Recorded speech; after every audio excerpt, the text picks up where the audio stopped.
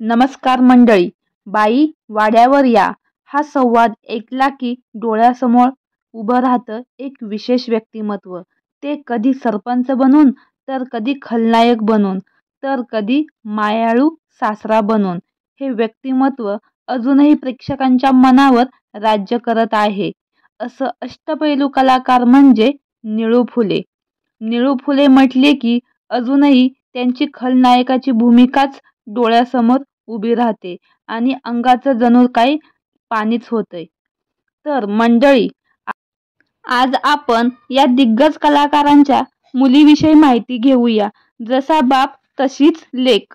निळू फुले यांच्या मुलीचे नाव गार्गी फुले आहे आणि सासरचे धत्ते असे आडनाव आहे. त्यांच्या पतीचे नाव ओंकार धत्ते असे आहे. त्यांना अनय नावाचा एक मुलगा देखील आहे.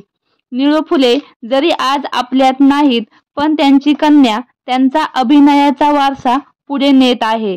त्यांनी अनेक मालिकांमध्ये काम केलं आहे.